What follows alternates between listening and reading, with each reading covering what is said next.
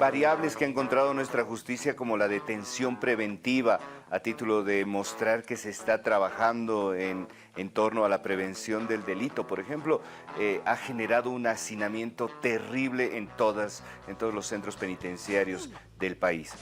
Pero si ya las condiciones de los privados de libertad en general son muy complejas, las condiciones de las privadas de libertad deben ser realmente atendidas, observadas, analizadas.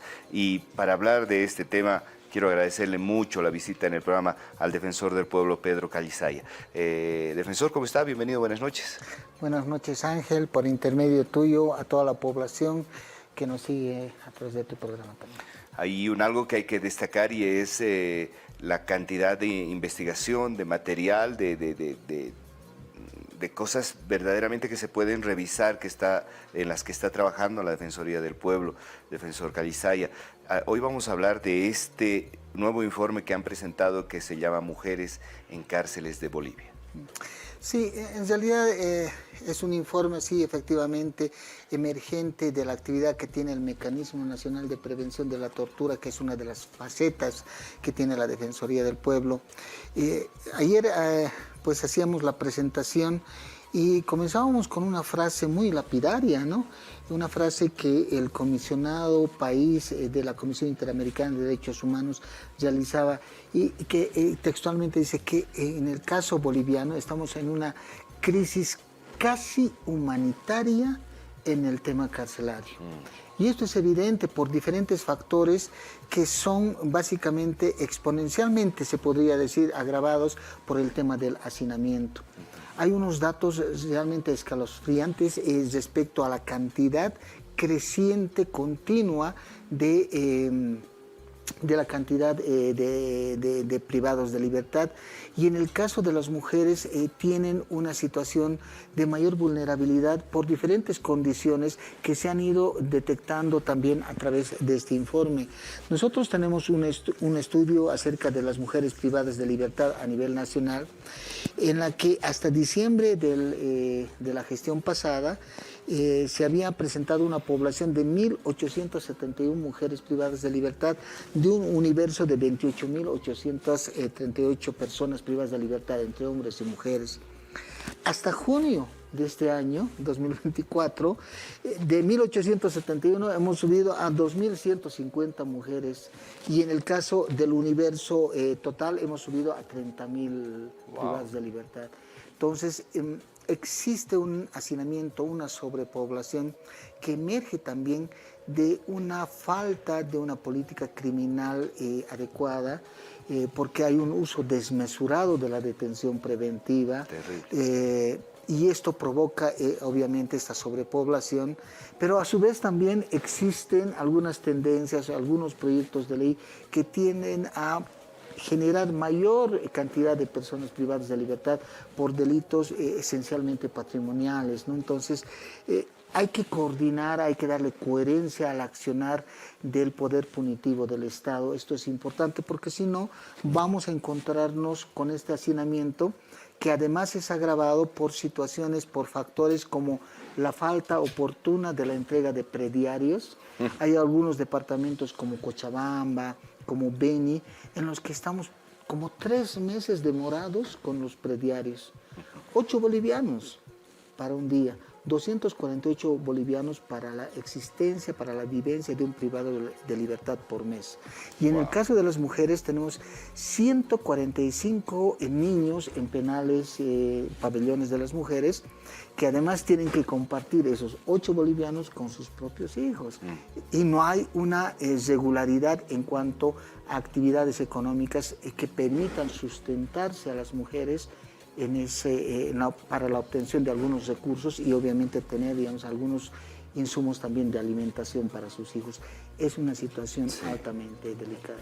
El informe además lanza una cifra que es verdaderamente preocupante, y usted nos las ayudará a entender. El 55% de esta población está en situación de vulnerabilidad. Efectivamente, nosotros hemos utilizado aproximadamente 17 parámetros, índices de análisis que el informe lo establece, pero también hemos hecho un análisis acerca de las situaciones de vulnerabilidad que pudieran existir en esa cantidad de 1.871 mujeres. Hemos utilizado parámetros, por ejemplo, de madres con hijos, acompañantes, niñas y niños que habitan en centros penitenciarios, mujeres embarazadas, mujeres adultas mayores, mujeres con discapacidad física, mujeres con discapacidad psicosocial, mujeres drogodependientes, mujeres afrobolivianas, mujeres pertenecientes a pueblos indígenas, LGBTIQ+, mujeres con VIH. Es decir,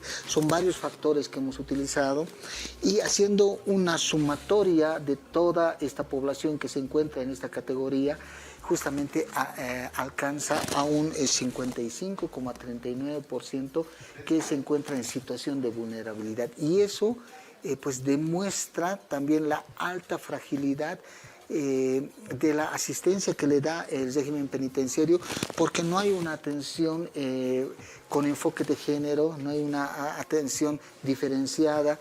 El hacinamiento ha provocado una altísima debilidad de la atención médica, ni siquiera podemos tener una regularidad en la atención médica general, menos tenemos una atención especializada como el tema de ginecología, obstetricia. Bueno, tiene su altísima debilidad en cuanto a la atención misma, ¿no? Bien. A ver, para entrar en contexto a partir de lo que nos ha dicho el defensor del pueblo hasta acá, tenemos un informe que nos muestra enormes vulnerabilidades y aspectos que pueden poner en una línea de altísima peligrosidad la vivencia de las personas privadas de libertad. Lo que hay que tener claro en este punto es que no podemos entender la detención preventiva o el habitar de personas en un centro penitenciario como fin de la justicia. La justicia tiene que tener otros objetivos restaurativos, otros objetivos que garanticen la reinserción a la sociedad de las personas que tienen conflictos con la ley. Esto es una ilusión en este punto cuando tenemos que resolver temas como el hacinamiento, defensor. Definitivamente, Ángel, el uso desmesurado de la detención preventiva puede decantar en una pena anticipada, atentatoria a la dignidad del ser humano. Porque si casi el 70%, 65% aproximadamente así en cantidad total son detenidos preventivos, entonces estamos utilizando la detención preventiva ya no para asegurar la presencia de la persona en el proceso penal, sino como una pena anticipada. Claro. Porque la tasa de sentencias condenatorias ya es pues mínima y en consecuencia el sistema judicial está fallando, por un lado. Por el otro lado, también ya la propia Comisión Interamericana en el informe Cohesión Social ha establecido que el hacinamiento por la existencia de una sobrepoblación penitenciaria puede considerarse como trato cruel e inhumano. Seguro. Porque debilita toda la asistencia social a estas personas.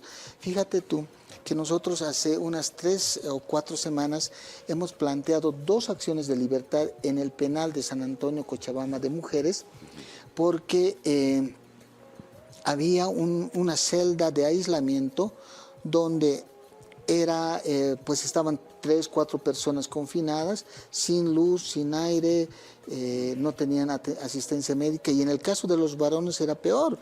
Y eso la población lo tiene que saber. No puede existir una celda de 3 por 1 metro donde estén hacinadas 4 o 5 personas, donde es el baño, es el comedor, es el lugar donde cocinan, es el lugar donde se hace todas las necesidades de estas personas. Entonces hemos presentado esa acción de libertad para que se pueda rehacer ese espacio, ¿no? Reacondicionar en condiciones mínimas respetuosas de la dignidad del ser humano, ¿no? Bien. Estamos hablando con Pedro Calizaya, defensor del pueblo, acerca de este informe que ha presentado la Defensoría del Pueblo Mujeres en cárceles de Bolivia.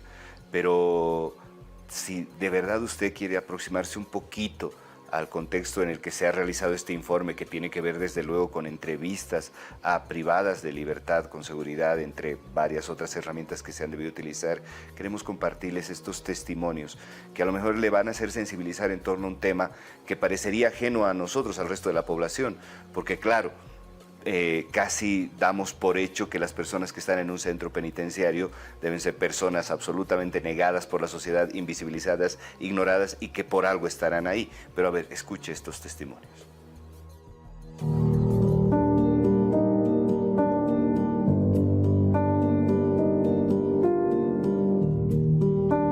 Ya estoy aquí yo 5 años, llegué el 2019.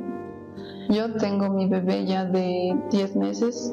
Es terrible también ser mamá aquí adentro. Bueno, yo por ejemplo duermo con 29 señoras en mi dormitorio y es un dormitorio de niños, mamás con niños.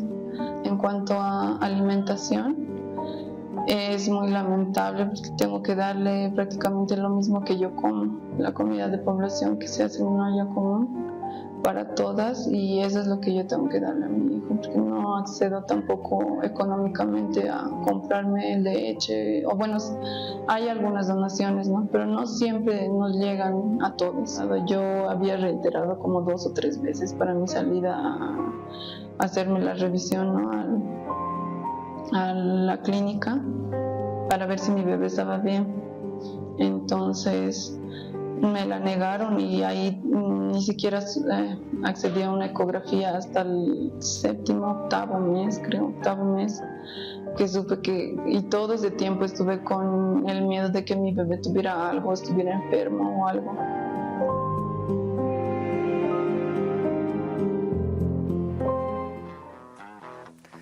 Alguna vez escuché que la justicia es una serpiente que solamente muerde a las personas que están descalzas. Y cuando uno escucha estos testimonios, cuando uno encuentra evidencias de una persona que tiene que estar con 29 personas más en un espacio absolutamente reducido, te das cuenta que en el país hasta para ser un privado o una privada de libertad tienes que tener suerte. Porque realmente las condiciones que se escucha en las que viven la gran mayoría de la población carcelaria versus algunas personas que tienen visibilidad mediática, por ejemplo, es realmente sorprendente. Y desde luego no aspiramos a que las personas que tienen visibilidad mediática pasen lo que están pasando los privados de libertad y las privadas de libertad hoy. Al revés, ojalá las privadas de libertad y los privados de libertad tengan la mitad de los beneficios que tienen otras personas en estas condiciones. Defensor, ¿cuáles son las acciones, recomendaciones? ¿A dónde se dirige un poco la batería de información que han podido ustedes colectar para que podamos encontrar soluciones? ¿Por dónde se empieza? Nosotros hemos hecho pues este informe con la finalidad, primero, de dar información objetiva, reiterada, decíamos en la presentación, porque tanto la Comisión Interamericana de Derechos Humanos como el Comité contra la Tortura del Sistema de Naciones Unidas han reconocido claramente esta misma evidencia a la que nosotros hemos arribado: hacinamiento, uso desproporcionado de la detención preventiva, el tema de la debilidad en servicios de salud, el trato pues no diferenciado hacia las mujeres, los niños y otras poblaciones en situación de vulnerabilidad. Pero no se queda ahí. Ayer lanzamos la necesidad de construir una mesa de trabajo que involucre a todas las instancias que nos permitan desactivar esta inminente hecatombe que puede existir en los centros penitenciarios. Han estado el Tribunal Departamental de Justicia, régimen penitenciario, seguridad penitenciaria, bueno, varios actores que hemos comprometido institucionalmente tratar el tema, tocar, digamos, realizar varias medidas y pues eventualmente incidir en lo que es el tema de hacinamiento y fortalecer otros temas como es el de salud, ¿no? Hay necesidad de que entremos en acción porque no podemos dejar que esto pueda debilitarse mucho más en la atención, en la vida de las personas privadas de libertad.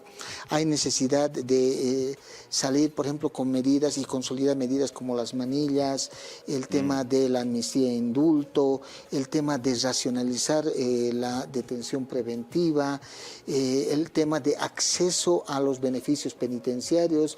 Ya los jueces por miedo también ya no quieren otorgar estos beneficios, o finalmente en régimen penitenciario hay una alta debilidad en la atención. Bueno, son muchos temas que hay que ir trabajando, desarticulando algunas cosas que no están bien para que se pueda ir mejorando la condición de vida de los privados de libertad y eventualmente puedan salir cumpliendo esa finalidad que es la reinserción social, porque no se trata de proscribir a las personas. No, claro que no.